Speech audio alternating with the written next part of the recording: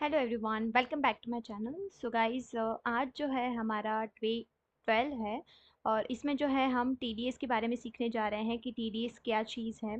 जैसे हमने बेसिक से लेके जो एंट्रीज होती हैं वो सारी कवर अप कर दी हैं। उसके बाद में हम जो है टैक्सेशन पार्ट पे आए हैं। टैक्सेशन में हमारा है टीडीएस, तो टैक्स डिडक्टेड एट सोर्स। तो हम ए टू जेड उसकी नॉलेज पहले ले लेते हैं कि टीडीएस है क्या चीज़, किस तरीके से कट होता है और टैक्स ना पे करे तो क्या होता है, डिडक्ट क्यों होता है और वो सारी चीज़ें। ठीक है। और टैली के अंदर टीडीएस किस तरीके से आप कैलकुलेट कर सकते हो, जो प्रैक्टिकल पार्ट होगा ना वो हम कल कवर अप करेंगे। जो थियरी है वो हम आज करने वाले हैं। ठीक है। तो सबसे पहले ये वाले जो टॉपिक्स हैं ना हम लास्ट में कवर अप करेंगे कि हमने क्या सीखा। तो सबसे पहले देखो, इंट्रोडक्शन ऑफ टीडीएस। तो टीडीएस है क्या चीज़। तो देखो, TDS is one type of direct tax. पहले सबसे पहले हम ये देख लेते हैं कि इंडिया में कितने टाइप के टैक्सेस हैं। तो सबसे पहले देखो, तो type of taxes in India, दो टाइप के मेनली टैक्स होते हैं। First is direct tax and second is indirect tax. तो डायरेक्ट टैक्स की क्या डेफिनेशन है, तो पर्सन पे टैक्स फ्रॉम ओन पॉकेट। जो भी वो कमा रहा है उस पे से जो है उसको पे करना है ओन पॉकेट से। तो एग्जाम्पल है इनकम टैक्स, मतलब कि इनकम पे कट होने वाले टैक्स को हम बोलते हैं टीडीएस, मतलब कि इनकम टैक्स, राइट। उसके बाद है इनडायरेक्ट टैक्स। तो person collect tax from customers and पे टू द गवर्नमेंट, मतलब कस्टमर्स से लेके वो जो है गवर्नमेंट को पे करता है। इसमें हम एग्जाम्पल लेते हैं कि सपोज मिस्टर ए जो है वो किसी रेस्टोरेंट में गए हैं खाना खाने के लिए। ठीक है। लंच के लिए हो सकता है, डिनर के लिए, या फिर जो भी है। तो वो गए हैं, लास्ट में जो है उनको बिल देंगे। तो बिल में जो है नीचे लिखा होगा कि all taxes are included CGST and SGST. ठीक है। अभी वो जो टैक्स वो पे करेंगे वो सीधा गवर्नमेंट को पे नहीं करेंगे, वो किसको पे करेंगे, तो वो जो है पे करेंगे शॉपकीपर को। ठीक है। शॉपकीपर को पे करेंगे और शॉपकीपर फिर गवर्नमेंट को पे करता है, मतलब कि मिस्टर ए और गवर्नमेंट के बीच में जो शॉपकीपर है वो है मीडिएटर।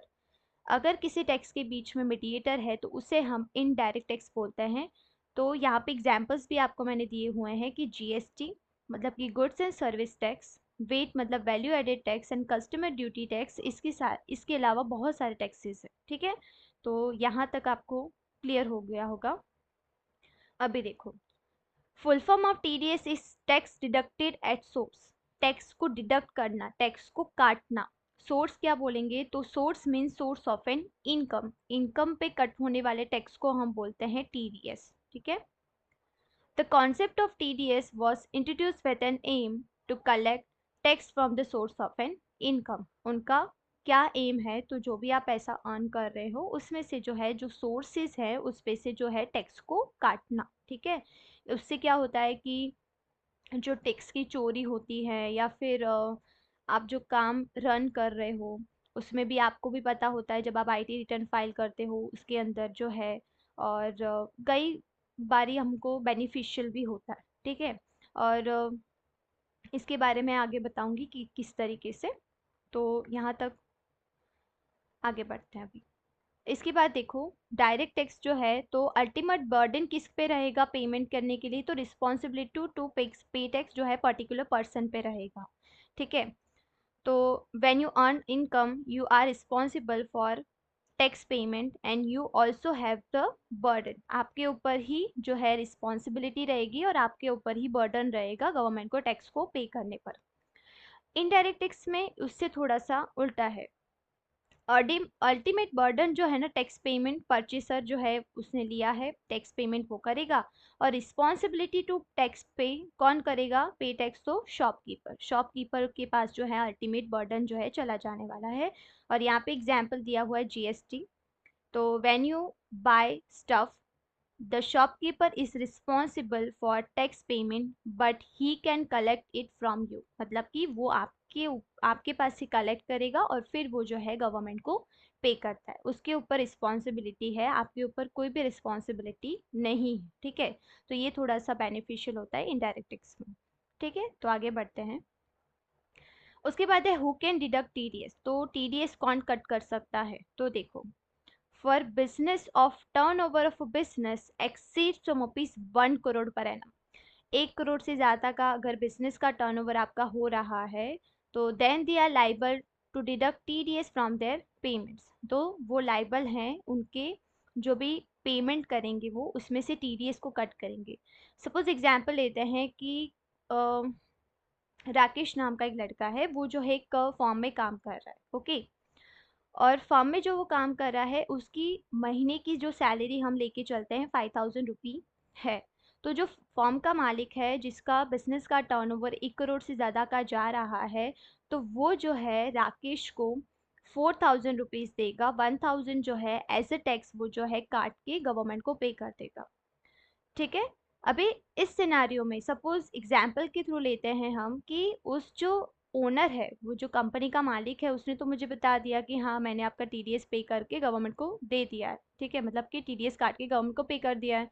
तो मुझे ये देखना है कि उसने टीडीएस पे किया है या नहीं, राइट। उसने तो बोल दिया टीडीएस पे किया है, लेकिन हाँ उसने, उसके पास क्या प्रूफ है, मेरे पास प्रूफ क्या है कि उसने टीडीएस पे किया है ना। जैसे उसने मेरे 1,000 ले लिया, वैसे ही एम्प्लॉयज कितने सारे होंगे कंपनी में, तो उसके लिए तो one side of source of income हो गई ना वो टीडीएस वाली। तो वो जब आपका टीडीएस कट करेगा ना, तो वो एक रिस्पॉन्सिबल है, आपको एक फॉर्म देता है, form 16, form 16A and form 26AS के अंडर। उसके अंदर पूरा डिटेल फॉर्म होता है कि कब किसने कहाँ पे और कितना टीडीएस पे किया है या नहीं। तो इन फ्यूचर आपका कोई टीडीएस कट कर रहा है तो आप उसको बोल सकते हो, क्लेम कर सकते हो कि सर आप जो है मुझे फॉर्म 60 और 60 नहीं या फिर 26AS जो है वो मुझे आप दे दीजिए, ठीक है। उसके बाद देखो, for profession if turnover of a profession exceeds from rupees 50 lakh per annum, profession का टर्नओवर जो है 50 लाख से ज़्यादा का हो तो, ठीक है। उसके बाद यहाँ पे आपको बोला है कि tax audit of previous year is completed under section 44AB। तो जो आपका टैक्स ऑडिट है ना, वो प्रीवियस ईयर मतलब पुराना जो बीत गया है वो साल का जो है, प्रीवियस ईयर का जो है आपका टर्नओवर मतलब टैक्स ऑडिट जो है कंप्लीट होना ज़रूरी होता है। अगर फाइनेंशियल ईयर का मेरा कंप्लीट है, तो अगर प्रीवियस ईयर का बाकी है तो आपको जो है विथ पेनल्टी गवर्नमेंट को पे करना पड़ेगा, ओके। उसमें क्या होगा कि जो भी आपका एक्सपेंस हुआ है, आपने जो गवर्नमेंट को एक्सपेंस बताया है, वो जो है आपकी इनकम में काउंट होगा, ठीक है। तो वो चीज़ आपको याद रखनी है हमेशा के लिए। अभी यहाँ पे आपको बोला है कि TDS ID deduct bye service receiver and not bye service provider. TDS कौन कट कर सकता है, तो जो भी कोई इंसान है वो सर्विस को ले रहा है, सर्विस को रिसीव कर रहा है, ना कि जो सर्विस प्रोवाइडर है वो। तो एग्जाम्पल के थ्रू यहाँ पे लेते हैं, यहाँ पे मैंने एग्जाम्पल दिया हुआ है आपको। Ajanta infotech paid 1 lakh to mister Suresh for being consultancy service provided, मतलब कि अजंता इन्फोटेक ने जो है मिस्टर सुरेश को 1 लाख रुपए दिए हैं। तो उसने क्यों 1 लाख रुपए दिए हैं, क्योंकि मिस्टर सुरेश जो है उनको कंसल्टेंसी सर्विस प्रोवाइड कर रहा है। तो इस सिनेरियो में जो है अजंता इन्फोटेक मिस्टर सुरेश का टीडीएस कट करने के लिए लाइबल है। क्यों लाइबल है, क्योंकि जो है उसने उसको सर्विस प्रोवाइड की है। और यहाँ पे मैंने आपको लिखा है कि टीडीएस कौन कट कर सकता है, तो जो कि रिसीवर है, जो भी सर्विस को ले रहा है। तो यहाँ पे जो इस सिनेरियो में सर्विस ले रहा है अजंता इन्फोटेक, इसीलिए तो वो पे कर रहा है, राइट। तो इसीलिए जो है अजंता इन्फोटेक जो है लाइबल है टीडीएस डिडक्ट करने के लिए, ठीक है। तो आई होप सो कि आपको यहाँ तक क्लियर हो गया होगा। उसके बाद है व्हाट इज बिजनेस। तो बिजनेस किसको बोलेंगे, the activity of buying and selling goods, manufacturing goods, and providing services in order to earn profit is called business। जो भी चीज़ें आप खरीद रहे हो, बेच रहे हो बना करके, और उस पे से आपको जो प्रॉफिट अर्न हो रहा है, तो उसे हम जो है बिजनेस बोलते हैं, ठीक है। उसके बाद देखो, अभी यहाँ पे व्हाट इज बिजनेस और यहाँ पे जो है उसके नेचर और ऑब्जेक्टिव्स आपको दिए हुए हैं। तो यहाँ पे आपको बोला ही है, business is an activity deal with the buying and selling of goods and service for mutual gain and profit. It is an internal part of economic activities which are directly connected with money, okay. और यहाँ पे जो है आपको दिया हुआ है कि पर्सन है, उसने 20,000 में चीज़ खरीद के 30,000 में बेची है, तो 10,000 जो है 10,000 उसका जो है बेनिफिट हुआ है, ठीक है। फिर देखो, अभी एग्जाम्पल आपको दिया हुआ है, बिजनेसेस की एग्जाम्पल्स यहाँ पे दिए हुए हैं जो डे टू डे लाइफ में हमको पता ही है, हम इनको जानते ही हैं ब्रांड्स को, ठीक है। फिर देखो अभी व्हाट इज प्रोफेशन, तो प्रोफेशन किसको बोलेंगे, तो देखो the definition of a profession is a job, कोई भी इंसान जो है जॉब कर रहा है वो। What you do for living, आप रहने के लिए, जीने के लिए क्या कर रहे हो। फॉर एग्जाम्पल लॉयर, जो आपको वकील का एग्जाम्पल दिया हुआ है। यहाँ पे आपको बोला है कि when you work is a teacher, this is an example of a situation where education is your profession. कोई भी teacher as a teacher work कर रहा है तो उसका प्रोफेशन जो है उसका एजुकेशन हो जाएगा, ठीक है। और यहाँ पे प्रोफेशन के आपको एग्जाम्पल्स भी दिए हुए, जैसे डॉक्टर है, fire fighter, engineer, priest, cook and policeman की एग्जाम्पल्स आपको दिए हुए हैं, ठीक है। उसके बाद देखो अभी व्हाट इज ऑडिटिंग, ऑडिटिंग इसको बोलेंगे। Auditing is verification of an accounts, auditing जो है वेरीफाइड होगा आपका अकाउंट्स। अभी जैसे कि एग्जांपल देते हैं, आप इधर से जा रहे हो कहीं पर भी रास्ते से और सामने कोई इंसान आपको मिल गया और अच्छा खासा दिख रहा है, चलो उसको देख के लग रहा है कि भाई पैसा वाला हो सकता है, और वो बोलता है, अपने बातचीत की उससे और वो बोल रहा है कि मेरे बिजनेस का टर्नओवर जो है 1 करोड़ से ज़्यादा का जा रहा है, तो क्या आप मान लोगे। अगर नहीं मानोगे ना, तो कैसे नहीं मानेंगे हम, तो क्योंकि हम उसको पर्सनली नहीं जानते उसका क्या ट्रांजैक्शन है, टर्नओवर कितना हो रहा है, तो हम नहीं जानते। अगर इस चीज़ में हमको अगर नॉलेज है तो राइट, तो हमें देखना पड़ेगा, तो उसी अकॉर्डिंग हम भी गवर्नमेंट के लिए जो है थर्ड पार्टी है, गवर्नमेंट हमको पर्सनली नहीं जानता है ना। तो इसीलिए वो जो है कैसे मानेगा, तो वो आपका अकाउंट्स का वेरिफिकेशन होगा। तो कैसे होगा, तो देखो auditing is a process of verifying whatever records, information of a transaction is reflect the economic events that occurred during the accounting financial year। पूरे साल का कितना मेरा एक्सपेंस हुआ है, कितनी मेरी इनकम हुई है, मेरे बैंक में कितना पैसा पड़ा है, हैंड टू हैंड मैंने कितने को कितना पैसा दिया है, वो सारी चीज़ें मैंने अपने बैलेंस शीट प्रॉफिट लॉस में बताई होगी, P&L प्रॉफिट लॉस में या बैलेंस शीट में। तो वो सारी चीज़ें जो है वेरीफाइड करेगा, एक एक रिकॉर्ड को आपका चेक कराया जाएगा, उसके बाद जो है ऑडिटिंग पास हो, ठीक है। उसके बाद जो है ये सारी जो है इंफॉर्मेशन मिलेगी आपको आपकी, ठीक है। तो ये चीज़ आपको याद रखनी है कि ऑडिटिंग किसको बोलते हैं। उसके बाद देखो तो what is tax audit, tax audit किसको बोलेंगे, तो देखो Tax audit, tax audit means an official examination and verification of financial accounts and records। Financial accounts and records का जो है verification होगा कि कितने मेरे expense, income, वो सारी चीज़ें, जैसे हम बोलते हैं ना कि कंपनी में एज एन अकाउंटेंट आप जब एंट्रीज पास कर देते हो तो लास्ट में जो है सीए उनको जो है फाइल करते हैं। तो ये चीज़ टैक्स ऑडिट कौन पास कर सकता है, तो देखो यहाँ पे बोला है it is required to be performed only by chartered accountant US 44 EB of the income tax act 1961। ये कौन पास कर सकता है, तो ये जो है सीए ही पास कर सकता है, नॉर्मल अकाउंटेंट के पास इसकी अथॉरिटी नहीं है, ठीक है। तो ये चीज़ जो है आपको याद रखनी है हमेशा। उसके बाद देखो अभी बाहर का तो हमने सब समझ लिया, अभी हम देखते हैं कि टैली में क्या कॉन्सेप्ट है टीडीएस का। तो आपको एक चीज़ हमेशा याद रखनी है, मैंने यहाँ पे बेसिकली बता ही दिया है नॉर्मली, तो concept of TDS in tally, तो आपको एक चीज़ याद रखनी है, जितने भी पेड ट्रांजेक्शन्स, जैसे मैं आपको बुक्स में बताऊंगी, मैं आपके नोट्स बना के दिखाऊंगी, तो जितने भी आपको बोले ना पेड ट्रांजेक्शन्स, तो आपको जो है 3 एंट्री पास करनी है। उसके बाद आपको बोले कि पेबल ट्रांजेक्शन्स, तो आपको जो है हमेशा 2 एंट्री पास करनी है। और basic transaction will be record as usual, मतलब बेसिक जो है हम नॉर्मल जैसे अभी तक करे आ रहे हैं वैसे तो आपको करनी है।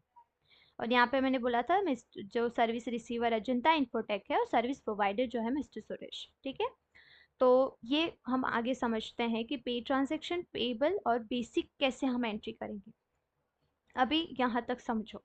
उसके बाद देखो due date of TDS deposit, तो ड्यू डेट कौन सी है टीडीएस डिपॉजिट करने की, तो यहाँ पे मंथ और ड्यू डेट मैंने बताई है। तो मंथ जो है ना फ्रॉम अप्रैल टू फरवरी, अप्रैल से लेके फरवरी में आपको जो है 7th ऑफ नेक्स्ट मंथ, जैसे कि मैंने आज आपका टीडीएस कट किया है तो अगले महीने की 7 तारीख से पहले मुझे जो है गवर्नमेंट को पे करना पड़ेगा, राइट। मुझे 7 तारीख को या 7 तारीख से पहले जो है गवर्नमेंट को पे कर देना पड़ता है टीडीएस, ठीक है। और फिर मार्च के लिए थोड़ा सा अलग है क्योंकि फाइनेंशियल ईयर का पूरा रिकॉर्ड है, इसीलिए तो 30 अप्रैल जो है आपको पे करना पड़ता है, डिपॉजिट कर देना पड़ता है, ठीक है। तो ये चीज़ याद रखनी है। अभी entries of TDS in tally, अभी एक चीज़ आपको हमेशा याद रखनी है, आप लिखो तो लिख भी दो अगर नहीं याद रहता है आपको, तो एक चीज़ हमेशा याद रखनी है, टीडीएस जो है ना F7 जनरल में कट होगा, F7 जनरल वाउचर में, ठीक है। अगर आप किसी दूसरे वाउचर टाइप में टीडीएस को कट कर रहे हो तो टीडीएस कभी भी कट नहीं होगा। ओके, सपोज मेरे तो बहुत सारे ऐसे सिनारियो हो जाते हैं कि कभी कभार स्टूडेंट्स जो होते हैं ना, वो उनको सब कुछ समझ आता है, तो आप जब समझ जाते हो ना तो आपकी स्पीड बढ़ जाती है ना। आपको पता चल जाता है कॉन्सेप्ट और आपको मेथड पता चल जाती है ना, तो आपकी स्पीड एज अकॉर्डिंग बढ़ी जाती है। तो क्या होता है ना कि स्टूडेंट्स की ऐसे स्पीड बढ़ जाती है ना, तो वो देखते नहीं है कि वो कौन से वाउचर टाइप में एंट्री कर रहे हैं। तो कभी कभार ऐसा होता है कि उन्होंने सब राइट किया लेकिन टीडीएस नहीं कट हो रहा मैम, तो वो मुझे बुलाते हैं कि मैम टीडीएस कट ही नहीं हो रहा, कब से ट्राई कर रहे हैं, सब कुछ राइट भी किया है। तो मैं बोलती हूँ कि आप F5 पेमेंट में एंट्री कर रहे हो, तो अभी आपको ये चीज़ नहीं करनी है दूसरी बार। आपको जो है टीडीएस हमेशा F7 जनरल में ही कट करना है, ठीक है। दूसरे किसी वाउचर टाइप में आप कट करोगे तो टीडीएस कभी भी कट नहीं होगा, ये चीज़ आपको याद रखनी है, ठीक है ना। अभी ये फर्स्ट आपको दिया हुआ है कि कंसल्टेंसी चार्जेस 1 लाख, 1 लाख हमने कंसल्टेंसी पे किया था ना मिस्टर सुरेश को अजंता इन्फोटेक ने। तो यहाँ पे मिस्टर सुरेश को हमने कितने दिए हैं, 90,000, और टीडीएस हमने पे किया है 10,000। ये जो एंट्री होगी ना ये होंगी F7 जनरल में, जैसे मैंने बोला था ना पेबल की 2 पेड की 3, तो पेबल की फर्स्ट एंट्री जो है आपकी हमेशा F7 जनरल में कट होगी जो कि टीडीएस वाली है। दूसरी जो एंट्री है ना TDS on consultancy to bank, तो ये जो एंट्री है F5 पेमेंट में कट होगी, जो कि ड्यू डेट हमने बोला था ना 7th ऑफ नेक्स्ट मंथ की हमको पे कर देना पड़ता है एवरी मंथ का। तो जो है ये एंट्री जो है F5 पेमेंट में आएगी, पेबल। और पेड हो तो तीसरी एंट्री ये आएगी मिस्टर सुरेश टू बैंक का। अभी पेबल है मतलब कि मैंने जो है, ऐसा नहीं कि टीडीएस वाली है, ऐसा नहीं है, पेबल इट दैट मीन कि मैंने जो है पार्टी को पेमेंट नहीं किया है, ठीक है, इसीलिए वो पेबल है, इसीलिए हम अजंता को पे या फिर मिस्टर सुरेश को पे नहीं कर रहे। और अगर पेड बोला हो तो ये तीनों ही एंट्री आपको जो है बुक ऑफ अजंता में रिकॉर्ड करना पड़ेगा। तो फिर से बोल देती हूँ, पेबल हो तो ये 2 एंट्री करनी है, पहली आएगी F7 में और दूसरी आएगी F5 पेमेंट में। और अगर पेड हो तो पहली F7 में, दूसरी F5 में, तीसरी जो है F5 पेमेंट में आएगी, ठीक है। अभी याद रखो जब हम एंट्री करेंगे तब मैं आपको कवर अप करा दूंगी। उसके बाद देखो, अभी यहाँ पे जो है ना सेक्शंस आपको दी हुई है, 1 2 3 4 और 5 sections, right. As an accountant आप सी मतलब स्टडी करते हो तो जो है आपके लिए 5 सेक्शंस इनफ है। और दूसरी चीज़ ये कि सेक्शन की खास बात ये है कि आपको ये चीज़ याद रखनी है कि आपको कुछ भी याद नहीं रखना है, ठीक है। तो क्यों ऐसा होता है कि कभी कभी स्टूडेंट्स ऐसे हंसते हैं, मैं ऐसे बोलती हूँ ना, क्योंकि क्या होता है ना कि आप जब थियोरी समझाते हो ना स्टूडेंट्स को तो थोड़ा सा उनको बर्डन लगता है, क्योंकि नया टॉपिक है और आप इसे सीरियस वे में पढ़ाओगे ना तो वो ऐसे डर जाएंगे, है ना। तो कभी कभी जोक ऐसे पास कर देना पड़ता है, ठीक है। तो यहाँ पे जो है ना सेक्शंस की खास बात ये है कि सेक्शन याद नहीं रखने, क्यों याद नहीं रखने, क्योंकि सेक्शन जो है ना हर साल बदलाते रहते हैं, ठीक है, उसकी थ्रेशोल्ड लिमिट हर साल जो है बदलाती रहती है, तो आपको याद नहीं रखना है। ओके, आप डमी भी इसके अंदर बना सकते हो, तो ऐसा कुछ नहीं है।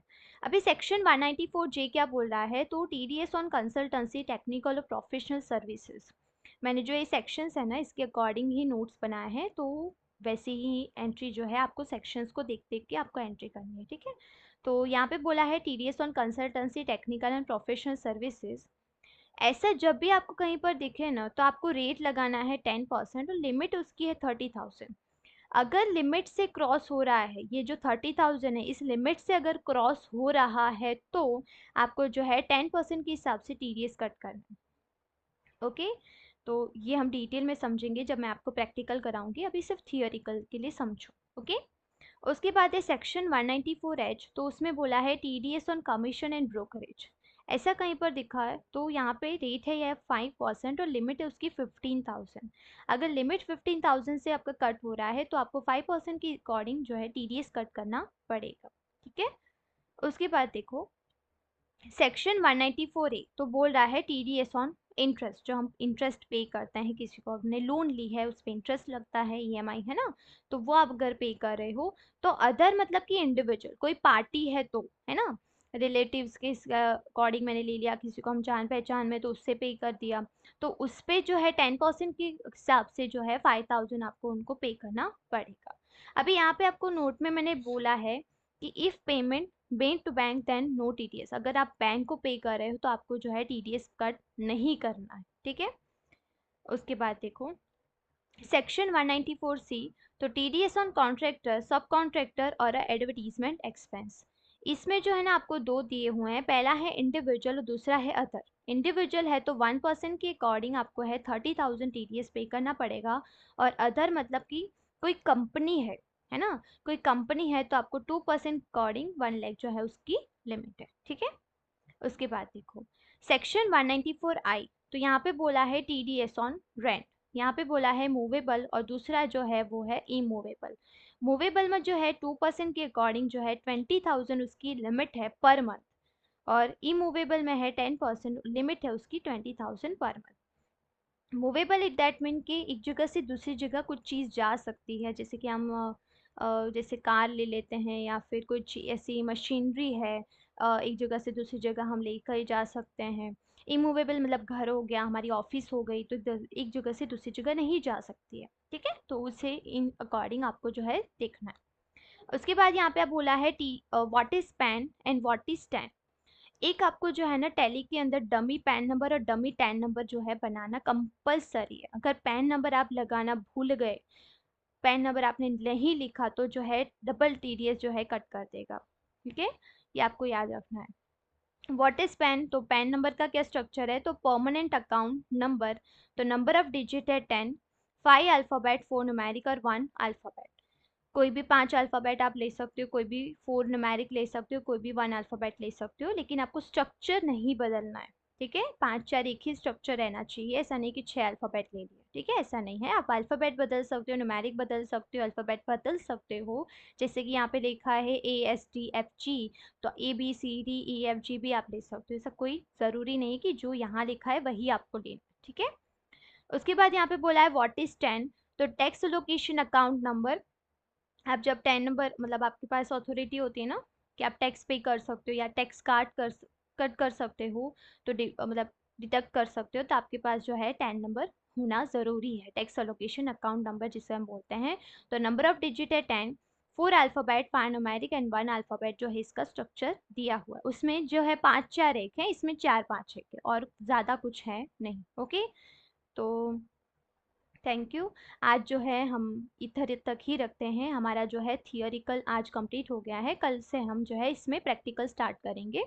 तो आई होप सो कि आपको जो है ये सारे पॉइंट मैं जो है अच्छे से समझा पाई होंगी। अगर आपको नहीं किसी में समझ आ रहा है तो आप जो है मुझे कमेंट कर सकते हो, okay. So thank you so much guys for watching this video. If you like this video please like share and to subscribe to my channel. Thank you so much, bye bye.